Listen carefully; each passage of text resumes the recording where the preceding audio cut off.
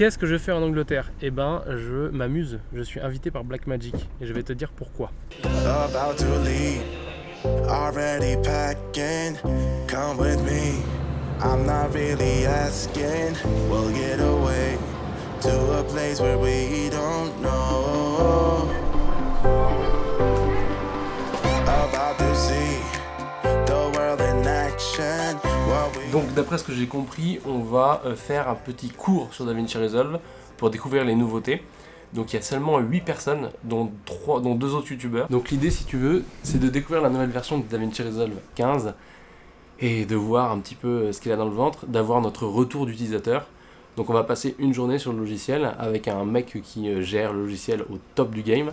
Et du coup, on va pouvoir lui poser des questions, on va pouvoir lui faire des retours. Et après, on pourra t'en parler encore mieux. Et j'ai pas du tout une tête réveillée, mais c'est normal, parce que je viens de dormir. Voilà, me juge pas. Il est 8h, et je n'ai pas rendez-vous avant 1h pour le petit-déj. Donc du coup, je vais aller faire un petit tour dans Londres. Enfin, pas dans Londres, genre dans la rue, quoi. Voilà, parce que je suis pas... je vais pas aller courir, tu vois. Pas qu'ils aient start non plus.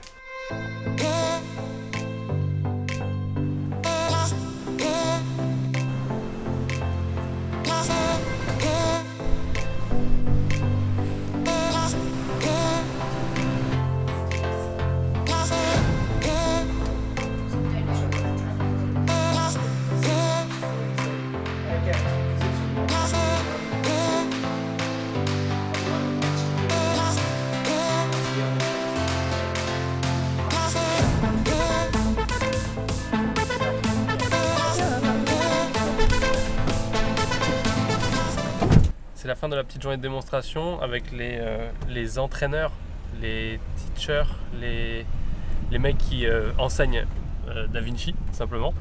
Et du coup je rentre pour retourner en France avec l'avion. Voilà, c'était sympa, très sympa. Je suis de retour, je suis revenu de Londres et je veux te parler de quelques petits trucs que j'ai appris sur DaVinci Resolve. Des petits trucs un petit peu utiles et un petit peu cachés, des fonctions intéressantes. Et donc du coup c'est parti, on regarde ça tout de suite. La première chose qu'on va voir, ça a un rapport avec les métadatas. Donc là, on a le clip name. Le clip name, c'est ce que tu peux changer dans DaVinci. Ça n'affectera pas ton montage, ça ne posera pas de problème. C'est fait exprès pour la visualisation. Et donc, ce clip name, on peut les changer un par un à la main comme ça. Mais si on a beaucoup de rush à renommer, ce qu'on peut faire, si on a des métadatas qui sont créés par la caméra, par exemple, la nouvelle caméra de DaVinci, quand elle sera sortie, tu pourras mettre des métadatas directement quand tu fais le tournage. Et dans les autres caméras, c'est possible aussi. Dans plein de caméras, c'est possible. Avec les DSLR, un peu moins. Mais admettons, soit tu crées tes métadatas, soit tu fais simplement des métadatas au tournage. Tu vas aller dans Metadata ici en haut.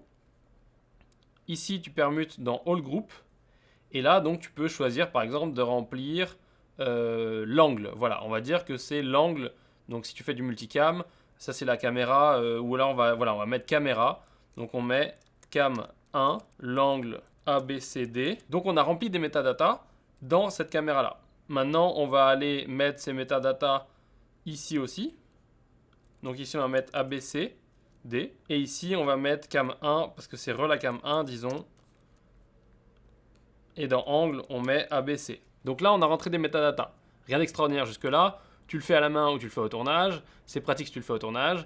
Si tu veux plus d'infos sur les métadatas, tu connais la musique, j'ai une formation, tu peux la suivre, je t'apprendrai plein de choses, etc., etc. Voyons le truc le plus intéressant. Une fois que tu as fait tout ça, tu peux tout sélectionner et faire en sorte que ces noms-là, les clip names, ils portent le nom des infos que tu as donné. Pour ça, tu fais un clic droit, tu vas dans Clip Attributes, tu vas dans Name ici, et là, tu coches Clip Name. Ensuite, ici, tu tapes pourcentage, et là, tu peux choisir donc caméra. Voilà, tu retapes pourcentage. Et là, tu peux choisir, on avait dit angle. Angle. Tu veux mettre un underscore au milieu? Mets un underscore au milieu. C'est pas mal, c'est plus facile à lire. Maintenant, tu fais OK. Bim, il a tout renommé. C'est tellement pratique. Mais c'est tellement mais c'est trop pratique. Le pourcentage, ça te permet d'aller chercher des métadatas et de créer un menu déroulant qui parfois n'existe pas. Donc voilà, ça, c'est la première astuce. L'autre astuce, maintenant, elle est tout aussi stylée. Donc là, je suis dans mon projet, j'ai des rushs dans les bins. Mais je ne veux pas avoir bin par bin comme ça, j'aimerais bien avoir ici tous les rushs pour voir tout ce que j'ai dans mon projet. Donc ce que je peux faire à ce moment-là, c'est simplement sélectionner le master, mais ça me montre la timeline qui est dans master, parce que ça c'est comme un master bin si tu veux, c'est comme ça que ça s'appelle. Mais du coup je vois pas ce qu'il y a dans les bins. Pour faire ça, tu as deux solutions. Une astuce facile, c'est tout simplement d'appuyer sur Shift et de sélectionner tout comme ça. Et là, ça t'affiche tout ce que tu as dans le projet. Comme pour ceux qui ont Avid, si tu fais un flat view, ceux qui ont Premiere, je ne sais pas si ça a un nom comme ça dans Premiere, mais ça doit sûrement exister aussi. Sinon, bah, ça veut dire que Premiere est vraiment moins bien que DaVinci et tu devrais te mettre à DaVinci. Donc ça, c'est la première technique. Et comme je ne connaissais pas cette technique, moi j'utilisais une autre technique qui est de créer un Smart Bin. Donc tu fais un clic droit ici, tu fais Add Smart Bin et tu ne spécifies rien dans le Smart Bin et donc du coup ça te met tout comme ça. C'est aussi très pratique parce que ça t'évite d'aller faire ça à chaque fois. Si tu veux voir tout ce que tu as dans ton projet, tu appuies sur Smart Bin et tu vois tout directement. Donc ça, c'est 2 astuces en une, très pratique quand tu commences à avoir des gros projets et que tu as perdu des choses, tu sais plus où c'est, etc., etc. Dans le mode Edit, il y a d'autres nouveautés. Bien entendu, il y a Fusion, il y a tout ce que tu veux, etc. On a vu ça dans une autre vidéo que tu peux trouver dans le i. Il y a aussi, donc du coup, les noms qu'on a changés, ils reviennent directement dans la timeline. Donc tu vois, c'est très pratique. Maintenant, il y a un truc qui est vraiment bien, c'est qu'ils ont amélioré le son. Donc si tu cliques sur un son ici, donc tu vois que là on a un effet Fairlight, donc on va prendre celui-ci plutôt. Donc si tu cliques sur ce son, on va se positionner là, on va zoomer un peu. On peut bien entendu agrandir ça, on peut afficher les waveforms ici, etc.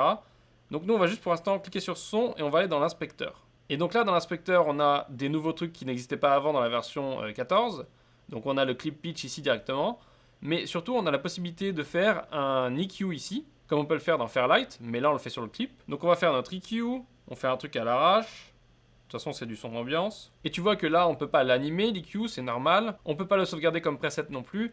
C'est un peu galère. Ça, peut-être que ça viendra. Mais pour l'instant, il y a un truc plutôt pas mal qui te permet de travailler au cas par cas. Donc, vraiment clip par clip. Mais de ne pas être obligé de refaire le travail à chaque fois. Parce qu'avant, tu étais obligé de refaire le travail à chaque fois. Maintenant, tu peux faire du copier-coller d'attributs. Donc, l'attribut, c'est ce qui modifie le son ou l'image de façon beaucoup plus poussée et vachement améliorée. On sélectionne, on fait pomme C, donc là je suis que sur le son, et je vais coller ici sur ce plan d'à côté. Donc je vais faire clic droit, paste attributes, donc ça veut dire coller les attributs. Donc là il me dit comme avant tu veux copier de ça à ça, et là il me récapitule tout ce que je peux faire. Donc tu vois qu'en vidéo ça a pas mal changé, c'est plus clair, c'est plus vraiment mieux détaillé, les plugins sont pris en compte. Donc voilà, c'est pour les effets, etc.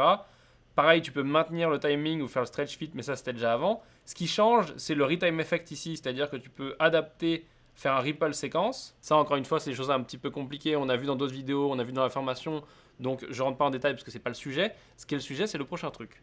C'est ici Audio Attributes. Tu peux faire comme avant, le faire pour le volume. Tu peux aussi le faire pour les plugins et tu peux le faire pour l'EQ. Et ça, c'est trop bien parce que ça veut dire que tu n'as plus besoin de refaire tes EQ exactement pareil. J'étais obligé de les refaire en prenant des captures d'écran, c'était trop relou. Donc là, maintenant, tu n'as plus qu'à faire ça. Là, tu sélectionnes ce que tu veux. Donc moi, je veux juste mon EQ. Je fais Apply. Et quand je vais là-dessus, j'ai le même EQ. C'est magique ou pas? C'est trop bien. Voilà. Donc ça, c'est une petite astuce. Et maintenant, on voit la dernière astuce. Et après, c'est la fin de cette vidéo. On est dans Fairlight. Et là, tu vois qu'on a plusieurs pistes de notre montage. C'est génial. Et donc, du coup, on peut gérer ici tout ça, nos plusieurs pistes. Seulement, si tu commences à avoir beaucoup de pistes, c'est galère parce que tu dois faire les niveaux indépendamment et peut-être que tu veux grouper certaines pistes. Donc ça, ceux qui gèrent le son, ils connaissent très bien. Ça s'appelle faire des bus. Alors, comme un bus avec des enfants, tu les mets dedans. Bah là, tu vas mettre tes pistes. Et du coup, comme quand tu mets des enfants dans un bus, tu peux tous les emmener au même endroit. Et bah là, tu pourras emmener ou régler tout. C'est mieux si je te montre. Admettons, je veux régler en même temps A2 et A3 parce que c'est 2 personnages, donc c'est que de la voix par exemple. Et donc du coup, je veux absolument mixer ces deux en même temps et gérer ici avec un seul bouton. Comme là, je gère le main, et bien tout simplement, je vais créer un bus. Pour faire ça, je vais dans Fairlight, je fais bus format. Là, j'ai un seul bus qui est mon main ici, donc qui est ce qui récapitule, si tu veux, ce qui gère tout ça, donc les 3 pistes. Je vais rajouter ici soit un main, soit un sub, soit un aux, etc. Donc là, je vais faire un sub. Sub, ça veut dire qu'il sera toujours en dessous de l'autre qui est le master, qui est le main, sauf si je me trompe, mais en gros, voilà, c'est ça. Je vais le mettre en stéréo comme l'autre, et je fais OK. Maintenant, je vais dans Fairlight, bus, assign, et ici j'ai sub. Donc là, je vais décocher celle-ci et celle-ci. Je vais cocher ici, et je vais cocher là. Et du coup, celle-ci, la piste audio 1, elle est bien sur M1, elle est sur S1, S1, et elle sur M1. Donc en gros, le sub, il est toujours en dessous de lui. Exactement ce que je te disais. Je sauvegarde.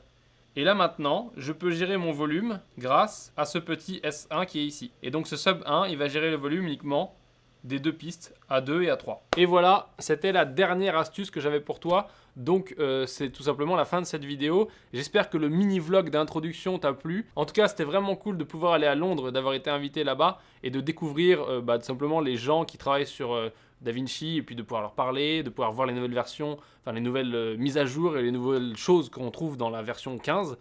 Donc je suis assez content. Bien sûr il y a d'autres partenariats à mon avis qui se feront avec eux. Et voilà, si tu mets des petits pouces bleus, je pense qu'ils seront contents aussi. Moi, je serai très content. Tu peux mettre un commentaire pour poser tes questions. Et voilà. En tout cas, je te remercie d'avoir regardé cette vidéo et je te dis à plus pour une prochaine vidéo. Tchuss.